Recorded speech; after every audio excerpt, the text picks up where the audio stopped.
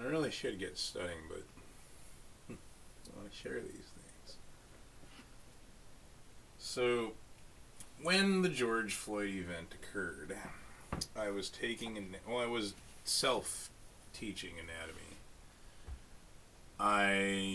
Because society is so scumbaggy and corrupt, I never got any help, care, support. As a person with mental illness and physical disabilities, people are just assholes. Especially white liberals, but also my family, etc. So eventually I figured out I should go for a degree in nursing because that's a guarantee of income and there's always a demand for nurses all over the world. So as I was doing the anatomy coloring book, which not only was I coloring, I was writing out the entire thing by hand, all the text. When I saw the video of George Floyd, I immediately knew that the knee on the neck could not have been the cause of death. The trachea is anterior to the cervical vertebrae and medial to structures like the levator levator scapula, trapezius, sternocleidomastoid, etc. It's physically impossible to choke someone from the front or the side of the neck. It has to be from the back. From the front. It's physically impossible to choke someone from the back or the side of the neck. It has to be from the front. If you're ever wrestling with your brother and he gets you in a chokehold and you can get your windpipe in the crook of the elbow, you can breathe for a little bit longer. So, sure enough, then I saw NBC's YouTube channel video showing him with his hands behind his back, cuffed, and he dropped a little plastic baggie with a white powdery substance. So I immediately knew there was drugs involved, and most likely it was a drug overdose death. When I saw the toxicology report, I did like an FBI profiler thing on him, right? Because the presence of cannabinoids, cannabis, was in his system, as well as methamphetamine and fentanyl. I think over 3 times a lethal amount. Yet Derek Chauvin is still in jail to this day, if I'm to believe what I see on electronic media. So my profile was that he likely started cannabis consumption at a very young age, 3rd grade, maybe 5th grade. Single parent household, common with cannabis and other drug use. And this led to crime, just like it did with my older brother. And almost me, they tried to suck me into that lifestyle. I'm glad. I did end up on probation for graffiti when I was 15, but I'm glad I avoided that. Anyway, and so the cannabis led to not only crime, but harder drug use. The methamphetamine and the fentanyl. The extreme likelihood of the accuracy of these assumptions is very high. And not only does that describe George Floyd, it describes a lot of American youth from the 1980s on. Eloquently timed. So, after that, I was getting flooded with lies on the internet and censorship for speaking the truth, because his death was being politicized and weaponized. It wasn't about George Floyd, it was about money and power and control. They masked their greed with altruism.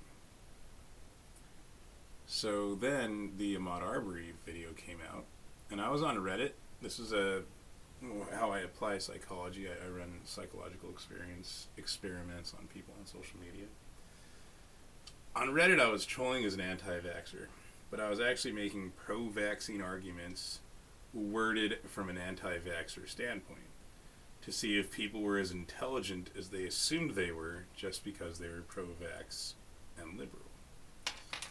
My argument was vaccines are bad because they cause overpopulation, which, for anyone who exercises critical thinking, I was admitting that vaccines work. How do vaccines cause overpopulation unless the vaccines work? Only 2 Reddit users out of dozens, if not over 100, that I argued with for over 13 months, like 14 months, were smart enough to put that together. Only 2. Social media is a cesspool of stupidity and dishonesty.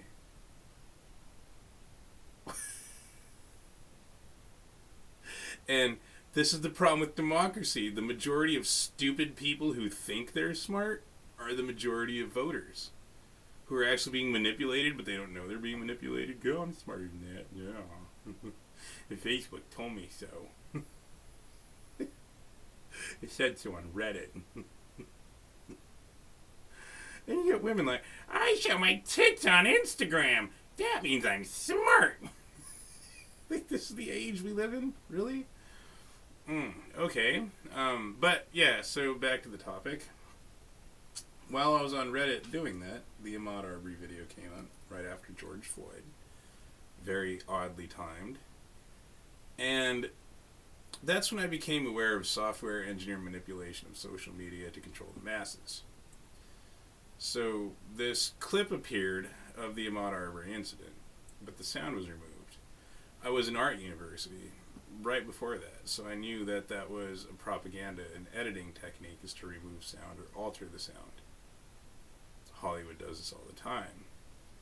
How common is that sound in all the fight scenes, right? Dun dun dun dun dun dun dun dun dun dun dun, all the chase scenes? Yeah, that sort of thing. Sound has the same thing that Facebook does and everything else. It affects your nervous system through your senses. That's what electronic devices and social media do. They manipulate your neurons like piano keys, right? And so they can elevate your heart rate, lower your heart rate, release norepinephrine, etc. So the sound removed was my first sign that this was deliberately altered to incite political and racial violence in 2018. Yeah, that was the end of 2019. It was right when COVID kind of kicked off. So when I saw that video, they saw a black man jogging. They cut out the part where he tossed the hammer. But 3 white guys with guns surrounded him, and the first thing he did was jump towards a guy, grab his gun with the left hand, and started punching that guy with the right hand. So the black man made the first aggressive move. I believe that part was cut out as well of the clip on Reddit that just made it look like 3 white guys showed up and shot a black man for no reason. So I exercised critical thinking and Googled and searched on Bing and, just DuckDuckGo, etc. And I found the real story. It had been tossed out of court 3 months prior. The sound, the audio, shows the white guys saying, "We just want to talk," because there was a gun that had been stolen by someone who matched the description, and so they weren't violent, they just were armed in case something like that happened. Sure enough, it did. Even with the audio removed, it was clear self-defense on the 3 white guys. He closed the distance and started punching a dude while trying to take his gun away. What was going to happen? Oh, I got to assess the content of your character. Oh, here's my gun, buddy. Oh, sorry about slavery. It's really stupid. But people are stupid. The masses of internet users and social media users are manipulated by social media to support Black Lives Matter and riots, etc. So I don't know if it's the CIA or the FBI. I don't know the deep state or the elites that run the deep state, whatever. But they incited the riots with social media. They used social media to incite the Black Lives Matter riots. And that's when it became really apparent to me that things weren't my fault. I was just born in this nightmarish age of corruption. It's not just the government that's corrupt. Humanity is corrupt. The fact that law enforcement took a knee for Black Lives Matter as Black Lives Matter was chanting "kill the police" and defund the police. told me that law enforcement can also be psyoped, right? Psychologically manipulated by Facebook. So can doctors, lawyers, judges, etc. Companies like Facebook have more power. Companies like Google, Microsoft, Meta have more power and control in the United States than the United States government. That was very clear with that particular incident. That was election tampering. This was specifically against Trump. Not that I'm a Trump supporter anymore, but that doesn't absolve whoever did that of accountability. And I'll never know who did that. These Silicon Valley, deviants or whatever, they will never be held accountable. And they caused so many innocent people to get killed.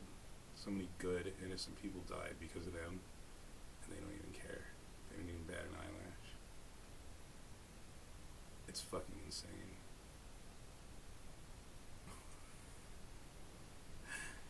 Yikes. Anyway, and so that's an interesting thing for me, right? Because what I'm doing right now, I'm studying and trying to get a job, and as a psychologist and all that, is this means I'm going to become part of this very system. For me to get ahead and be successful, I'm going to have to sacrifice morality. So it's almost like I'm hating this very system that murdered innocent people that supported it, but I will end up joining it. And I'm already a part of it anyway. Look at all these things. Arguably, my life right now is much better than it would have been had New Mexico just been left Spanish Catholic. Maybe not. I could have worked my whole life as a sheep rancher, probably been an alcoholic, probably died an early, 40, 50-year-old maybe, at best. Maybe got married, the wife could have gotten fat. Happens a lot with us Mexicans. So there are a lot of ways this is actually better than things were with my family. Nobody here smokes marijuana. Nobody here pushes me towards homelessness and crime the way my family does. And drugs, etc. So it's not as simple as, objective morality standards. But, like, there's a hierarchy of morality.